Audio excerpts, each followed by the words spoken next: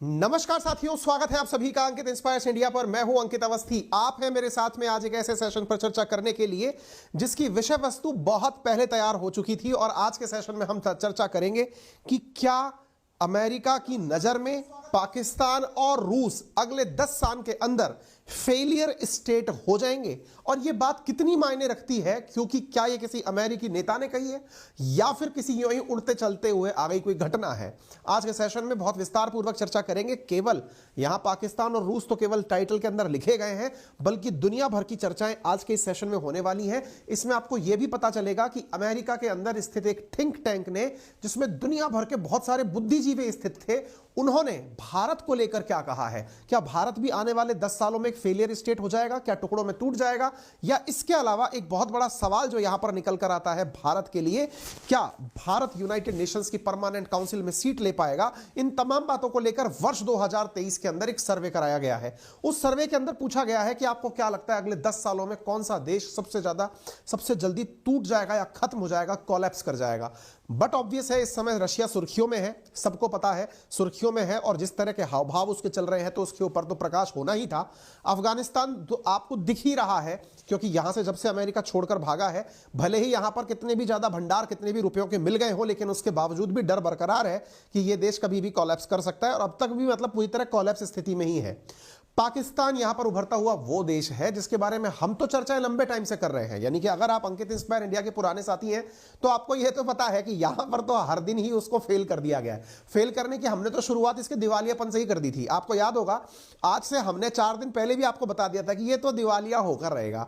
अब वो बात दूसरी है कि जब दिवालियापन की स्थिति इसके घर तक चली आई है तो ये बर्तन बेच के काम चला रहा है। इसने अपने यहां से पावर प्लांट बेच दिया, पोर्ट बेच दिया, सड़क बेच दिया, दूतावास तक बेच दिया।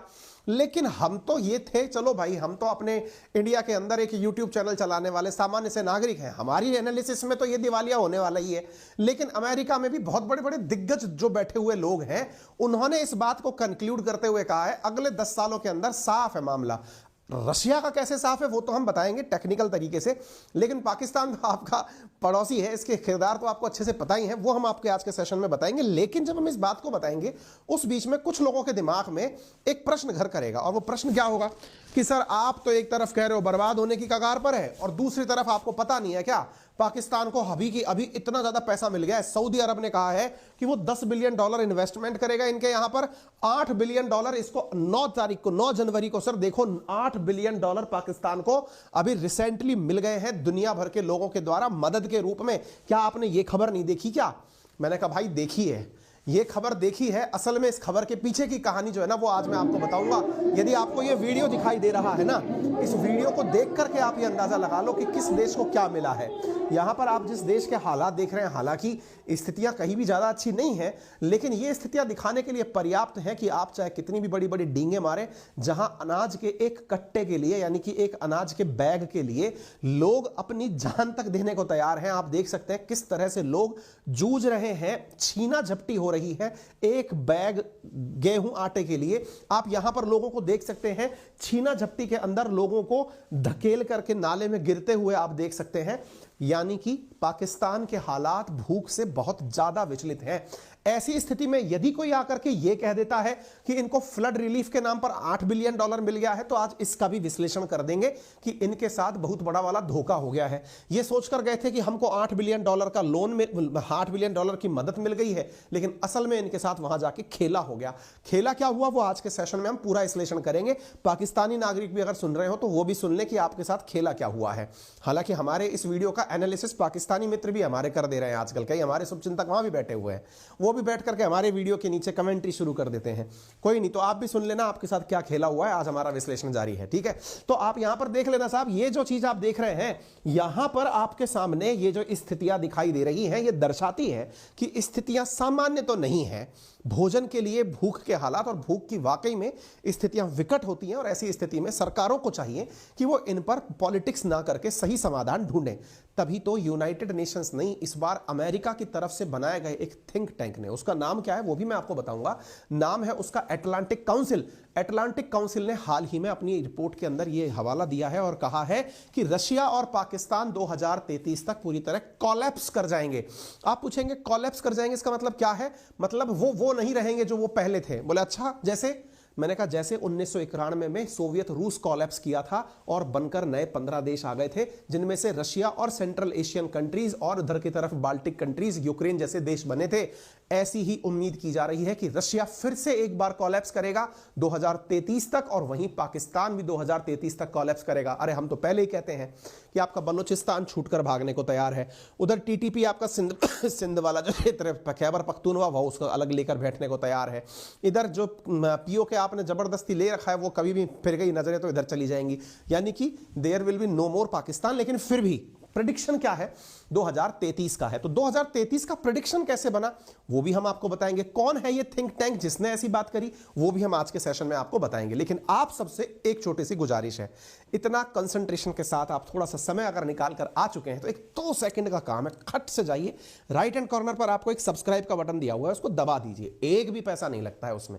हाँ, लेकिन हमारा मोटिवेशन आसमान पर पहुंच जाता है। दूसरा काम इतना सा है, सब्सक्राइब कर रखा है और आपने वीडियो लाइक नहीं किया है तो कर दीजिए।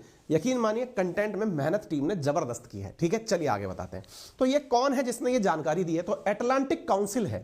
अटलांटिक काउंसिल ने क्या कहा है कि उसने वेलकम करते हुए 2033 के लिए कहा है कि भाई अभी आप 2023 सोचकर खुश मत होइए, 2033 में हम आपका सीधा स्वागत करते हैं। उस समय दुनिया कैसी दिखेगी, और इस बात के लिए इन्होंने दुनिया के बहुत बड़े बड़े बुद्धिजीवी लोग बुलाए, और उन बुद्धिजीवी लोगों से एक पैनल, मतलब जैसे होता है ना, अब आप कहेंगे बुद्धिजीवी का मतलब क्या होता है, आप सोचो जैसे आपकी नजर में रघुराम राजन जी एक दिमाग में बुद्धिजीवी की नजर में आते हैं ना भाई, अभी चाहे वो किसी भी पद पर नहीं है लेकिन उन्होंने राहुल गांधी जी से जब मुलाकात की तो सुर्खियां बनी। ऐसे लोग दुनिया के अंदर बहुत सारे हों और उनको एक जगह इनवाइट किया जाए और उनसे पूछा जाए आपकी नजर में क्या लगता है दुनिया का क्या हाल होगा। तो इस तरह से अंदाजा लगाइए कि यह काउंसिल कितना मैटर करती है इस विषय पर चर्चा करते हुए। बाय द वे, आपका 2033 में तो वेलकम इसने कर दिया है अटलांटिक काउंसिल ने, लेकिन आपका वेलकम 2023 में तो मैंने आपका ग्रांड वेलकम कर दिया। अब मैं 2033 की दर्शन कराता हूं आपको आज के नजरिए से। किसके नजरिए से? अटलांटिक काउंसिल के नजरिए से। अटलांटिक काउंसिल क्या है? 160 दुनिया भर के एक्सपर्ट्स की नजर में 2033 की दुनिया। 2033 की दुनिया किसने बनाई? अटलांटिक काउंसिल ने। अटलांटिक काउंसिल कहां का है? अमेरिका का है। कब से बना हुआ है? 1961 से बना हुआ है। और इसकी काउंसिल की जो रिकमेंडेशंस रही हैं वो पहले भी काफी ज्यादा वैलिड रही हैं। ऐसी स्थिति के अंदर अब इसकी बातों को आगे जानते हैं। देखिए, इन्होंने 167 एक्सपर्ट्स अपने द्वारा इनवाइट किए दुनिया भर के देशों से। जिन एक्सपर्ट्स को इन पर बुलाया गया उनमें से बहुत सारे लोग प्राइवेट सेक्टर से भी जुड़े हुए थे, कुछ सरकारी सेक्टर से जुड़े हुए थे, कुछ अमेरिका से थे, कुछ नॉन अमेरिका से थे। दुनिया भर के सभी क्षेत्रों से अलग अलग प्रकार के लोग इनने आमंत्रित किए और उनसे कहा कि हम आपके सामने कुछ दुनिया के बेसिक सवाल रखते हैं, आपका एनालिसिस उनको लेकर क्या है। क्योंकि हमारा सीधा सीधा टाइटल पहला पाकिस्तान है तो हम पहले इसी को कवर कर लेते हैं। उनका पाकिस्तान को लेकर नजरिया यह था कि भाई पाकिस्तान में आज तक कोई भी सरकार अपना 5 साल का टेन्योर पूरा नहीं कर पाई है।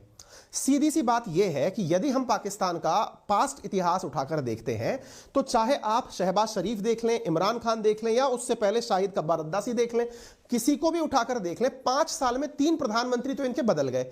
तो जो देश अपनी राजनीतिक रूप से इतना अस्थिर हो, जहां लोकतंत्र के नाम पर हर दिन सरकारें बदलती हों और जब सरकार ना चल पाए तो सेना जाकर शासन ले ले, ऐसी स्थिति तो बहुत समय से देखते आए हैं। लेकिन आने वाले 10 साल में यह पूरी तरह कोलैप्स कर जाएगा। इसके बहुत सारे कारण हैं, जैसे इनमें सबसे बड़ा कारण यह बन रहा है कि इसने जितने भी दुनिया भर के लोन लिए हैं या फिर जो इसके पास अभी व्हीट का शॉर्टेज आया है और उस कारण से ये दुनिया भर के जो कर्जे ले रहा है वो कर्जे फिलहाल की सरकारों को तो बचा रहे हैं। यानी शहबाज शरीफ दुनिया भर में जाकर के अपने लिए मदद मांगकर जो ला रहे हैं उस मदद से फिलहाल के लिए तो कष्ट दूर हो जाएगा, लेकिन उसमें एक जो सबसे खतरनाक फीचर है,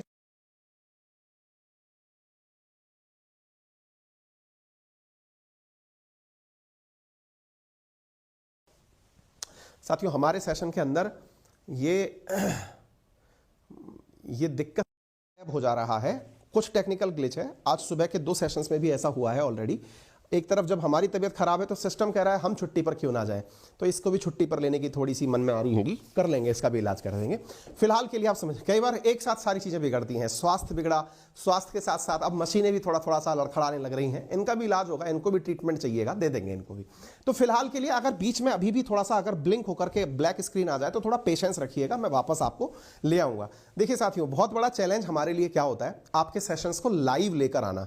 कभी आप बैठ करके, हालांकि ये सेल्फ बोस्टिंग नहीं है, मैं अपनी तारीफ में इस बात को इसलिए नहीं कह रहा हूं, लेकिन फिर भी मैं आपको इस चीज का आश्वासन देता हूं और वो ये है कि आप दुनिया भर के जितने भी कंटेंट सुनते हैं, कोशिश हमारी रहती है कि हम आपके सामने वो चीज एकदम लाइव प्रस्तुत करें। लाइव का मतलब ये कोई प्री रिकॉर्डेड सेशंस नहीं होते। अगर प्री रिकॉर्डेड होते तो ये सब जगह एडिट वेडिट लग जाता। दूसरी सबसे इंपॉर्टेंट बात ये है, हम जितना भी कंटेंट आपके सामने रखते हैं ना, ये कंटेंट किसी प्रकार की एडिटिंग के बिना होता है, यानी कि जो है वो गया सो गया।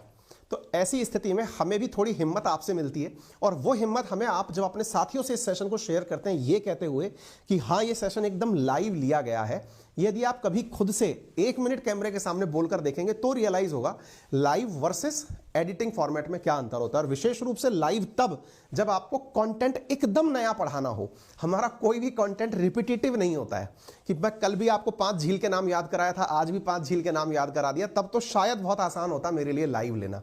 लेकिन जो हम आपके सामने जो भी सुर्खी लेके आते हैं, दिन रात की मेहनत लगती है तब जाकर आपके सामने पहुंचते हैं। इसीलिए आपसे उम्मीद करते हैं कि आप सेशन को अपनी तरफ से स्नेह देंगे, प्यार देंगे, सब्सक्राइब करेंगे, वीडियो को लाइक करेंगे, जो आपसे सबसे ज्यादा डिमांडेड है। ठीक है, चलिए तो फिलहाल के लिए हम आपसे क्या कह रहे थे कि जो पाकिस्तान में आई हुई वीट शॉर्टेज है ना, उस वीट शॉर्टेज के कारण जो स्थिति हुई वो मैंने आपको बताई। अब हुआ क्या है कि पाकिस्तान की तरफ से शहबाज शरीफ और अपने साथ ले गए बिलावल भुट्टो को, और ये लेकर पहुंच गए जिनेवा। वहां जाकर पहुंचे कि भैया हमें मदद दे दो।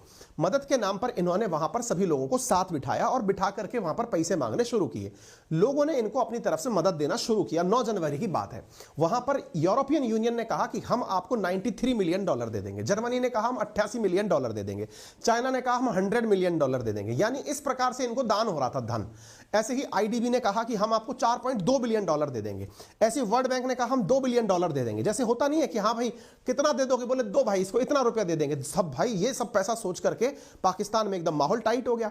ऐसी स्थिति में मरियम नवाज जो इनकी मंत्री हैं, उन्होंने बाकायदा पूरी तरफ से कहते हुए कहा कि हमारे प्राइम मिनिस्टर जो हैं वो जाकर के अब यूएई भी गए हैं, वहां के प्रेसिडेंट से मिले हैं, और वहां पर यूएई जाकर के उन्होंने भी ये कह दिया है कि वो अगले समय हमको $2 बिलियन का लोन और दे देंगे, $1 बिलियन का लोन ऐड और कर देंगे। भाई साहब इन्होंने पैसे इतने गिना दिए कि लोगों को लगा यार पाकिस्तान के पास जहां 15 दिन का भी पैसा नहीं था, उसके पास $8 बिलियन एक साथ आ गए। वाह मजा हो गया। लेकिन जब सब पता जब बाहर निकल के आया तब ये है, और वो पता अपन ने नहीं लगाया। पाकिस्तान का ही एक न्यूज चैनल है जिसका नाम है द डॉन, उसने जानकारी बाहर निकाल कर क्या बताई कि इनको जो लोन मिल रहा है $10 अरब के आसपास का, उसमें से 90% इनको कर्जा मिला है।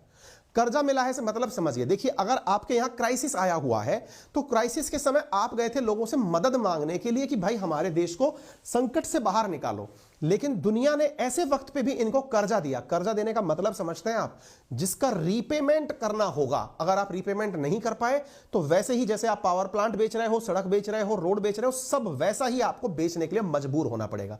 इसका मतलब आप यूं समझिए कि जो शहबाज शरीफ अभी लेकर के अपना ताम तमूरा उठाकर, क्योंकि बहुत से न्यूज चैनल्स में यह दिखाया गया कि पाकिस्तान को बहुत बड़ी राहत, क्योंकि उन्हें मिल गया बहुत बड़ी मात्रा में लोन, अब वो डिफॉल्ट होने से बच जाएगा। अच्छा, हम तो 4 दिन पहले इनको दिवालिया कर चुके थे, लेकिन अब मुद्दा यह है कि ऐसी स्थिति में कहानी कहां जाकर अटकी। तो हुआ यह कि पिछले हफ्ते जब ये जिनेवा गए थे तो वहां क्लाइमेट समिट हो रही थी। शहबाज शरीफ 20 लोगों का डेलीगेशन लेकर यहां पहुंचे और अपने मुल्क में आई हुई बाढ़ को लेकर के लोगों के सामने बयानबाजी करने लगे। कहने लगे कि देखिए क्लाइमेट चेंज के चलते हुए हमें बड़ी मात्रा में नुकसान हुआ है और विकसित देश इस बात के लिए जिम्मेदार है, क्योंकि डेवलप्ड नेशन अपने द्वारा तरक्की करते हैं, पॉल्यूशन बढ़ता है और पॉल्यूशन की वजह से पर्यावरण बिगड़ता है।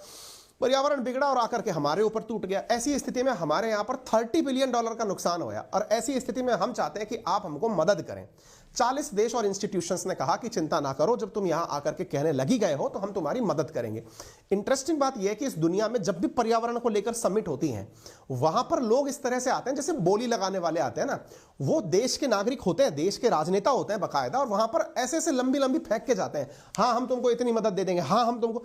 वास्तविकता में वो कभी धरातल पर आता नहीं है।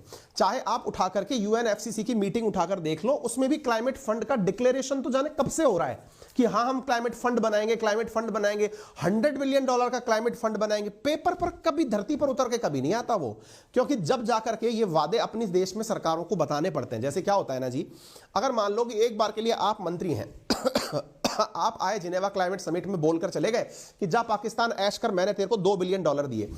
आप मंत्री हैं, इसका मतलब ये नहीं है कि आप $2 बिलियन दे के आ गए। अब आपको अपने देश में आना पड़ेगा और जो आप वादा करके आए हो उसको संसद से रेक्टिफाई कराना पड़ेगा कि हाँ मैं वादा तो कर आया, पैसा कैसे दूंगा। तो फिर आपके देश की संसद उस मामले को अगर रेटिफाई करती है तो पैसा मिलता है, नहीं तो नहीं मिलता। तो वादों का क्या है, ये तो ऑन पेपर ही रह जाते हैं। ऐसी स्थिति में 40 देशों ने और इंस्टीट्यूशन ने वादा कर दिया कि साहब चिंता मत करो, हम आपको पूरी तरह फाइनेंशियल मदद देंगे, 10 अरब डॉलर की हम मदद दे देंगे, आप चिंता मत करो। ऐसी स्थिति में ये जब कटोरा लेके बैठे थे, इनके बीच में एंटोनियो गुटेरस भी साथ में थे। आप देख सकते हैं इस दृश्य को देखकर यह लग रहा है कि इनको कंपनी इसलिए दी जा रही है कि हां ये मांगने वाली चेयर पर बैठे हैं तो चलो इनको थोड़ा हौसला अफजाई करते हैं, यूएन भी तुम्हारे साथ है कि क्लाइमेट से तुम्हें नुकसान हुआ है। मजेदार बात यह हो गई कि मांग तो रहे थे खैरात, लेकिन सामने वालों ने कर्ज दे दिया। यानी ये मांगने तो गए थे ये कहने के लिए कि साहब हमें मदद दे दो, हमको पैसा रिटर्न में देना नहीं पड़ेगा, लेकिन उल्टा हो गया, इनको जो पैसा मिला वो कर्ज के रूप में मिल गया, यानी इनको वो चुकाना पड़ेगा। और ये बात जो है ये इनके खुद मंत्री ने स्वीकार कर ली, जिसका नाम है इशहाक डार, जो कि वित्त मंत्री है। और वो कैबिनेट मिनिस्टर जब मीडिया के सामने आया तो उसने कहा कि हम जो 10 अरब डॉलर लेने पहुंचे थे उसमें से हकीकत में हमें 8.7 अरब डॉलर का तो कर्ज मिल रहा है, जो कि जिनेवा में बिना शर्त की अपील की। हमने ये कहा कि भाई इसमें कम से कम कंडीशन तो हटा दो, लेकिन उन्होंने कंडीशन भी नहीं हटाई, 3 साल के अंदर रिटर्न करने का बात कह दिया। यानी बिना शर्त के हमसे कहा गया था, लेकिन वास्तविकता यह है कि वो पैसा हमको हो सकता है जल्दबाजी में लौटाना पड़ेगा, 3 साल के अंदर होना लौटाना पड़ेगा। ये खबर कौन निकाला? पाकिस्तान का ये एक अखबार है जिसका नाम है द डॉन। उसने अपने द्वारा ये खबर निकालते हुए लोगों के सामने बात रख दी। बोले बात ऐसी है, ज्यादा राजी होने की जरूरत नहीं है, ये फिर से जाकर कर्जा लेकर आ गए और कर्जा भी इनको अभी तक मिला नहीं है। अच्छा, फिर किसी ने पूछा, बोले सर एक बात बताओ, ऐसी स्थिति में तो ये सऊदी भी गए थे वहां से निकलकर, उसका क्या हुआ? बिल्कुल, इंडिया मीडिया में भी बहुत अच्छे से छपा था कि पाकिस्तान को सऊदी का मिला साथ, सऊदी ने इनको दे दिया 5 अरब डॉलर का लोन। अरे भैया ऐसा भी नहीं हुआ। आप लोगों को मालूम होगा पाकिस्तान के पास 4.5 अरब डॉलर का जो फॉरेक्स है उसमें से ऑलरेडी 3 अरब डॉलर सऊदी ने इनके यहां पर पार्क करके रखा हुआ है। मैंने पहले भी समझाया था इसका मतलब क्या होता है। इसका मतलब यह हुआ कि मेरे पास घर में गाड़ियां ज्यादा हैं, मैं आपकी पार्किंग में खड़ा कर दिया। आपके यहां घर पर रिश्तेदार आएंगे तो इमेज तो आपकी बन जाएगी कि आपकी पार्किंग में बहुत अच्छी गाड़ियां खड़ी हैं, लेकिन किसी ने जांच लिया कि भाई साहब ये गाड़ी है किसकी, तो बोले भाई साहब पड़ोस वालों की है। एग्जैक्टली पाकिस्तान के साथ ऐसा हो रखा था। सऊदी अरब ने अपनी तरफ से 3 अरब डॉलर इनके अकाउंट में डाल रखे थे कि यूज नहीं करना है, रख ले, देखकर राजी हो ले, कोई तुझसे ये ना कहे कि तू दिवालिया हो गया, मैं तेरी मदद कर रहा हूं। लेकिन अब जब ये पहुंचे तो इनको ऐसे ही रखने के लिए 2 अरब डॉलर और टिका दिए कि ये पकड़ो, ये भी रख लो, और ऐसा करो कि इस पैसे को भी अपने यहां पर अपने अकाउंट में जमा करके रख लो। अब आपके दिमाग में एक सवाल आएगा कि सर ऐसे पैसे का कोई करेगा क्या? आपने बैंक के अकाउंट में धर दिए, इससे लाभ क्या है? अच्छी लाभ भी है इसका। लाभ यह है कि आपके पास चाबी है उसकी, लेकिन आपको उसका वो बरकरार रखना है, यानी चला करके गाड़ी को गैराज में वापस खड़ा रखना है। यानी अगर आपके अकाउंट में 5 अरब डॉलर डाल दिए तो वो 5 अरब डॉलर एनी टाइम अकाउंट में दिखने चाहिए। मतलब आपने सरकारी लोगों को सैलरी में वो तनख्वाह दी, वो तनख्वाह घूमकर वो बैंक अकाउंट में वापस आ जाए, इस प्रकार की सर्कुलेशन में वो मनी दिखती रहनी चाहिए। यानी सऊदी अरब का द्वारा जो दिया गया पैसा है वो अकाउंट में पूरे टाइम बरकरार रह जाए, ऐसा सऊदी अरब चाहता है। उम्मीद है आपको यह बात समझ में आ जाए। तो यह टोपी इनको फिर सऊदी अरब ने पहना दी है, ठीक है। तो कहने का कुल मिलाकर मतलब यह है कि इनके साथ में पूरी तरह खेला हुआ, इनकी चेहरा देख करके आप समझ सकते हैं। यह तो हुआ पाकिस्तान का जिक्र खत्म। अब बात करते हैं रूस की। देखिए आज का सेशन थोड़ा सा लंबा हो सकता है क्योंकि इसके अंदर काफी सारे सेक्टर्स हैं जो हम कवर करने जा रहे हैं। टेक्निकली होता क्या है कि मैं चाहता तो सेशन यही एंड हो जाता, लेकिन हमारी टीम और हम आपको चाहते हैं कि जब चर्चाएं हो ही रही हैं तो पूरी दुनिया ही लपेट दें एक ही सेशन के अंदर। अब करते हैं सेशन चर्चा आपके सामने रशिया के बारे में। साथियों, रशिया के बारे में अटलांटिक काउंसिल का बहुत जबरदस्त एनालिसिस रहा और उसने क्या कहा कि देखिए रशिया जो है ना वो 2023 तक 40% लोगों का मानना है कि कोलैप्स कर जाएगा 33 तक। बोले क्यों कोलैप्स कर जाएगा? बोले बहुत सारे कारण हैं।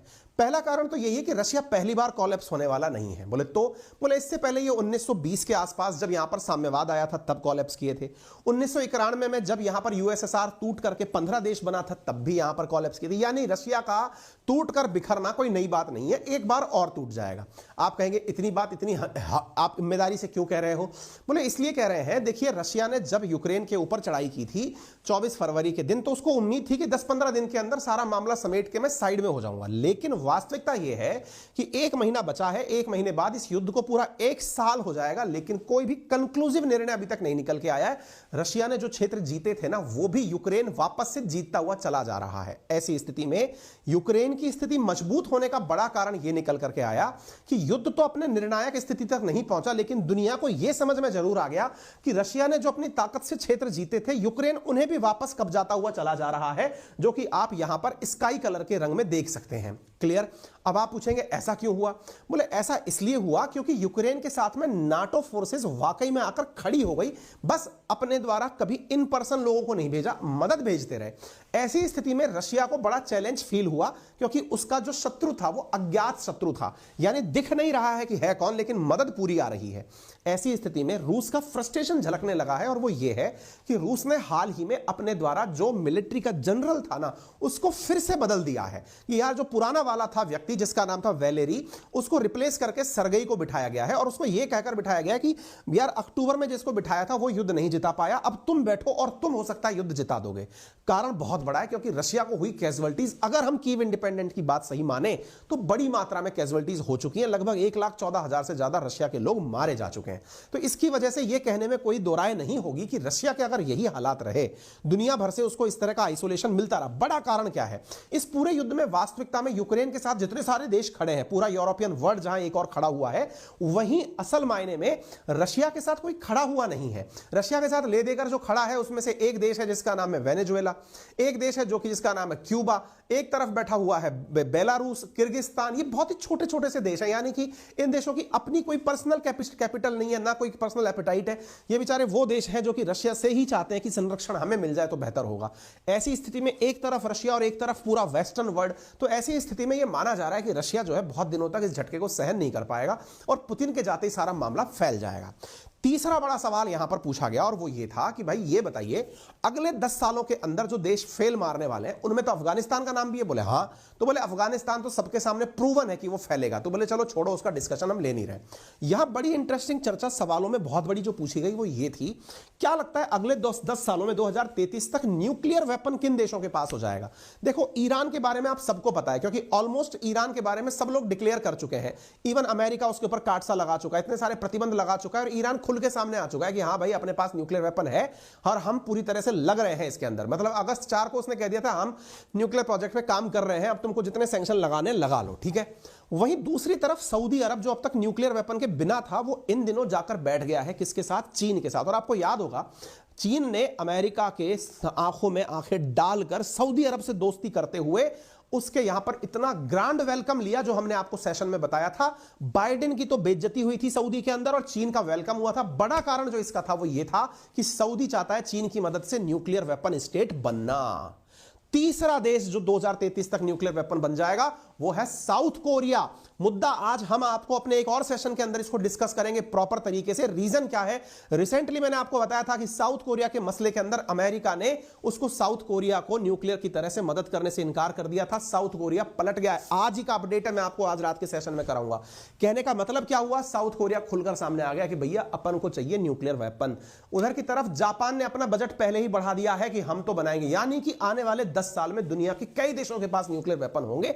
उसकी खबरें आप यहां पर देख सकते हैं, दुनिया भर की सुर्खियां हैं। इनके ऊपर हम ज्यादा डिटेल में अभी नहीं जाएंगे क्योंकि ऑलरेडी इनके बारे में बहुत कुछ हम कह चुके हैं, ठीक है ना। कहने का कुल मिलाकर अर्थ यह है कि आने वाले समय के अंदर बहुत बड़ी मात्रा में दुनिया के देशों के पास न्यूक्लियर वेपन होंगे। अब सवाल यह बनता है, जब न्यूक्लियर वेपन होंगे तो क्या अगले 10 सालों में न्यूक्लियर वेपन यूज किया जाएगा क्या? तो इन बुद्धिजीवियों का कहना यह था कि 58% लोगों का कि नहीं, न्यूक्लियर वेपन कोई भी यूज नहीं करेगा, लेकिन कर सकता है अगर किसी के चांसेस हैं तो रशिया के हैं और नॉर्थ कोरिया के हैं। देखिए, नॉर्थ कोरिया को तो आप और हम भी मानते हैं कि हो सकता है कि यह जाकर के न्यूक्लियर वेपन का उपयोग कर ले। हालांकि रशिया ने खुद की तरफ से मना कर दिया है हम यूज नहीं करेंगे, लेकिन भाई साहब इसका कोई कुछ नहीं कह सकता, पागल प्राणी है, ये कुछ भी कर सकता है, ठीक है। दूसरा सवाल इनसे और पूछा गया कि क्या चाइना ताइवान के ऊपर कब्जा कर लेगा? 12% लोगों ने कहा हां कर सकता है, लेकिन बहुत बड़ी संख्या के अंदर यानी 58% लोगों ने कहा कि नहीं, हम इस बात से थोड़ा एग्री हैं और नहीं भी हैं, क्योंकि चीन और ताइवान उतना आसान रिश्ता नहीं है जितना आसान समझ रहे हैं कि जाए और गड़प के खा गए। इसका मतलब यह मामला अभी तक भी अगले 10 सालों में भी अटक के रहने वाला है, ऐसा बुद्धिजीवियों का मानना है। हो सकता है आप इन बुद्धिजीवियों को वैल्यू ना दें, लेकिन दुनिया की नीतियां इन्हीं बुद्धिजीवियों के बताए हुए पॉइंट्स पर बनती हैं, ठीक है। एक बड़ा सवाल जो यहां पर पूछा गया वो ये था कि यूनाइटेड नेशंस की जो परमानेंट काउंसिल है उसके अंदर किस देश को परमानेंट मेंबरशिप मिल सकती है? तो उसके अंदर 64% देशों ने कहा कि कोई भी नया देश, 64% मेंबर्स ने कहा कोई भी नया देश इसके अंदर ऐड नहीं होगा, लेकिन अगर ऐड हुआ तो वो पहला देश इंडिया होगा। यानी यहां पर विदेशियों का या फिर बुद्धिजीवियों का यह मत है कि अगर कोई देश यहां पर यूनाइटेड नेशन सिक्योरिटी काउंसिल की परमानेंट सीट पाने में कामयाब हुआ तो वो इंडिया होगा, फिर जापान और फिर ब्राजील होगा। मैं आपको बता दूं साथियों कि दुनिया के देश यूनाइटेड नेशन सिक्योरिटी काउंसिल की स्थायी सदस्यता में भारत को स्थायी प्रतिनिधि देखना चाहते हैं। 5 परमानेंट मेंबर में से 4 permanent member any time America, UK, France और रशिया हमारे साथ हैं, लेकिन चाइना ही है जो कि टांग लगाकर बैठा हुआ है, क्योंकि इंडिया को परमानेंट मेंबर के रूप में देखना नहीं चाहता है। जैसे ही चाइना हमारे साथ होगा और इंडिया को परमानेंट सीट मिल जाएगी, देखना होगा अगले 10 सालों में यह चीज कहां तक पहुंचेगी। उम्मीद है आप सभी साथियों को जो इतनी सारी भर करके जानकारियां दी गई हैं ये पसंद आई होंगी, और अगर पसंद आई है तो आपसे इतना सा ही तो मांग रहे हैं भाई कि आप अगर चैनल पर नए हैं तो चैनल को सब्सक्राइब कर लीजिए, क्योंकि कमेंट और कंटेंट हम आपको बेहतरीन देंगे, ऐसा हमारा प्रयास है। वीडियो पसंद आया है तो लाइक कर लीजिए, अपने सभी साथियों के साथ इसे साझा कर दीजिए।